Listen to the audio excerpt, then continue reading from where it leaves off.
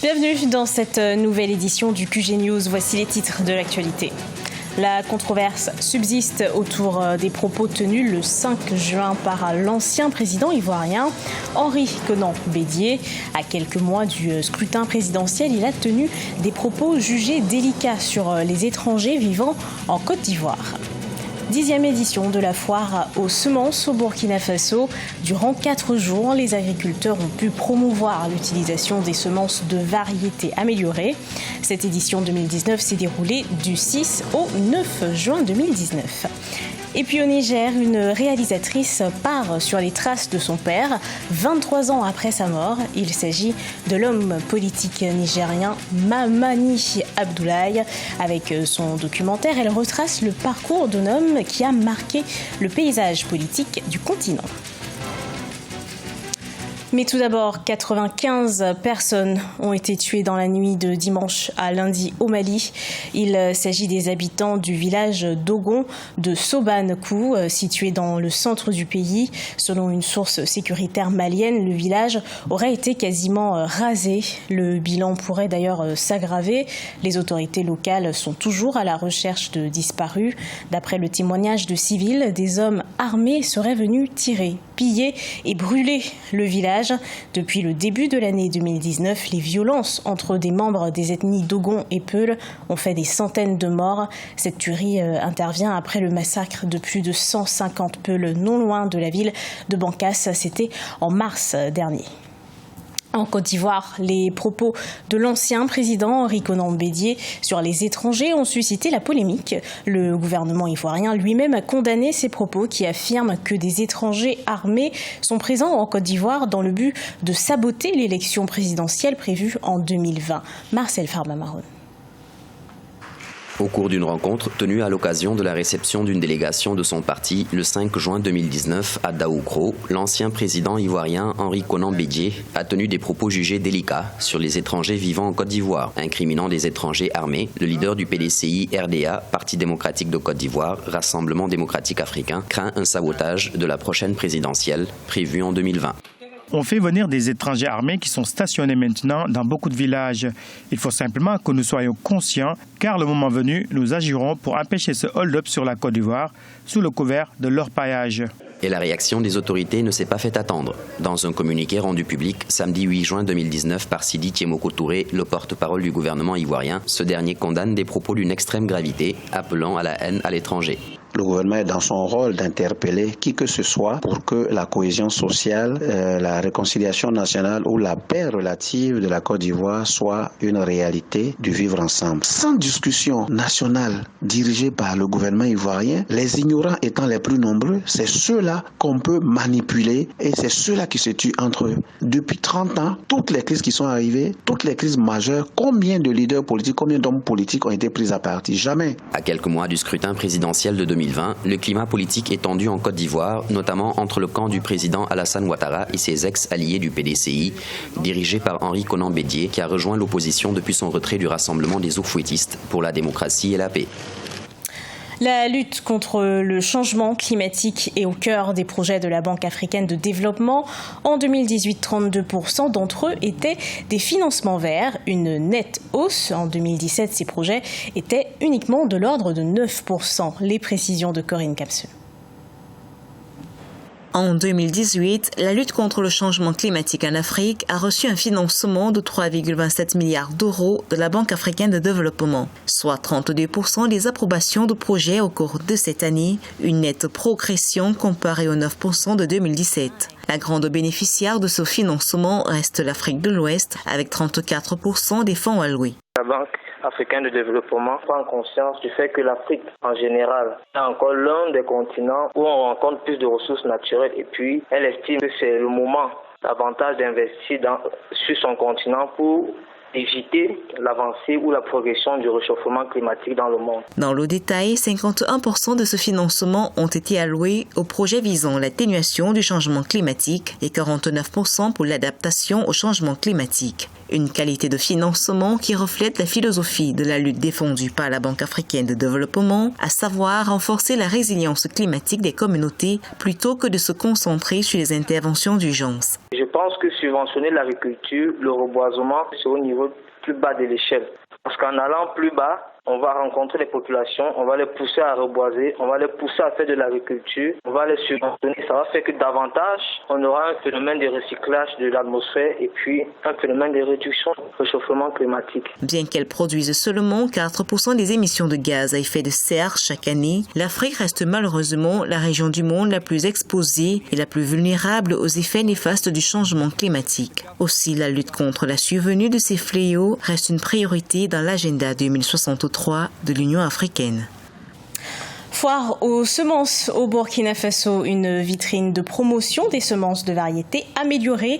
Cette foire permet de soutenir la création de semences et de permettre à l'agriculture de jouer pleinement un rôle de moteur de développement socio-économique. Coup d'œil sur l'édition 2019 qui s'est déroulée du 6 au 9 juin avec ce reportage de notre correspondant Jean-Paul Ouedraogo.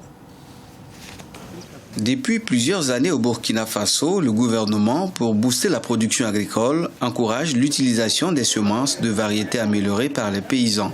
En 2014, 420 variétés agricoles avaient été répertoriées dans le catalogue national, sauf qu'à ce jour, très peu de technologies sont développées au profit des cultures dites orphelines, à l'instar du wanzou, du gingembre, du taro ou encore de l'igname. On a mis l'accent cette année sur ces cultures parce qu'en fait, ce sont des cultures qui sont délaissées. Il n'y a pas eu beaucoup vraiment de recherches pour améliorer, comparativement aux cultures que vous connaissez, le sorgho, maïs, riz, etc. où on a vraiment beaucoup de variétés qui ont été créées. Les cultures de niche, bien qu'elles contribuent également à l'économie nationale, sont elles aussi concernées par la faible disponibilité des variétés. C'est notamment le cas pour le paprika, le sésame, le souchet et le gombo, où les financements de la recherche se sont raréfiés. Les acteurs, pour promouvoir ces semences, recourent à des financements extérieurs qui parfois ont leur priorité tout ailleurs. On fait des introductions, surtout c'est des zones qui ont le même climat que chez nous, et on les teste pour voir leur faisabilité. Je pense qu'il y a pas mal d'introductions, et peut-être d'ici 2-3 ans, on va sortir vraiment du matériel qui sera adapté. Ça, on le fait par anticipation. Notons que la production agricole enregistre une nette croissance de plus de 15% ces dernières années, laquelle croissance est due en partie aux produits de la recherche.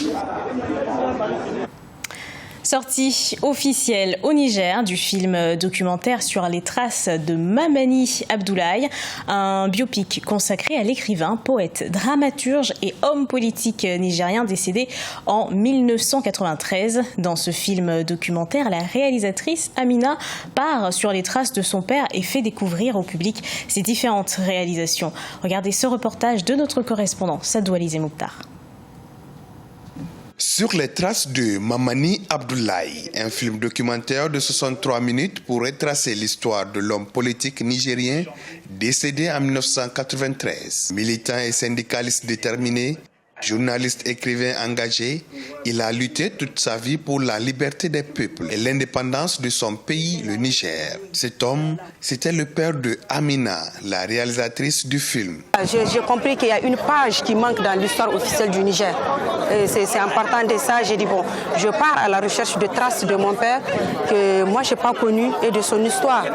C'est la petite histoire dans la grande histoire. Mon film parle de la petite histoire dans la grande histoire. En repartant sur les traces de son papa, 23 ans après sa mort, Amina redécouvre en même temps que son histoire, celle de son pays. Une vie d'espoir, de combat et d'exil, au cœur de l'histoire contemporaine et du mouvement de décolonisation de l'Afrique. Dans ce film, Mamani Abdoulaye a été raconté par ceux qui connaissent encore en mémoire une partie de l'histoire politique du Niger. Ce film m'a fait comprendre l'histoire du Niger. Ce film m'a fait comprendre la valeur du Niger.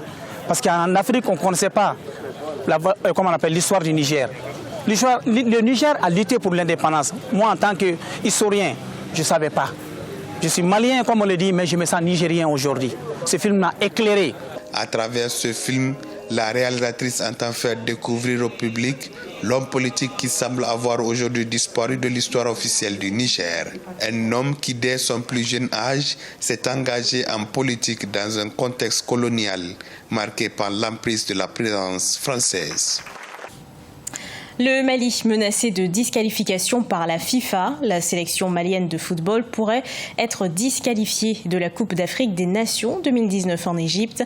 Une mission de la FIFA a rencontré les autorités maliennes autour du blocage dans l'exécution de la feuille de route du 18 mars 2019. Reportage de notre correspondant Mokhtar Bari. Le 18 mars 2019, la FIFA a dressé une feuille de route au comité de normalisation pour la reprise du championnat et la tenue d'une assemblée générale devant doter la FEMAFOOT des nouveaux comités exécutifs. Aujourd'hui, c'est le statu quo. Même si le président de la CAF, Ahmad n'a pu effectuer le déplacement de Bamako, son message ainsi que celui de la FIFA est un message de colère. Tout le monde est fatigué parce que comment un pays comme ça, un grand pays de football, il n'y a pas de championnat. Vous êtes d'accord? Il n'y a pas de championnat qui se joue ici. Alors si les championnats ne se jouent pas, c'est que le président de la FIFA a échoué. Les sportifs, la famille footballiste, la famille de football du Mali a échoué aussi. Ça, c'est pas normal. Il n'y a pas 2 ou 3 personnes qui peuvent prendre ce football en otage. La FIFA qui a accompagné le Mali dans cette crise à rebondissement n'entend plus céder à la volonté des protagonistes de la crise et menace le Mali de sanctions allant jusqu'à la non-participation à la Coupe d'Afrique qui s'annonce en Égypte. Si certaines personnes essaient de saboter cette assemblée générale, FIFA prendra ses responsabilités, aller même à suspendre la Fédération malienne de football, suspendre pour le match de la compétition FIFA, et les mêmes la suspendre pour la CAN qui va se jouer, qui commence le 21 juin. En attendant l'Assemblée générale du 15 juin, l'équipe nationale senior s'est envolée pour le Qatar, où elle livrera des matchs amicaux avant la Coupe d'Afrique en terre égyptienne. Ce journal a été préparé par l'ensemble de la rédaction. Merci à vous de l'avoir suivi et retrouvez dans un instant une nouvelle édition d'Actualité sur Africa 24.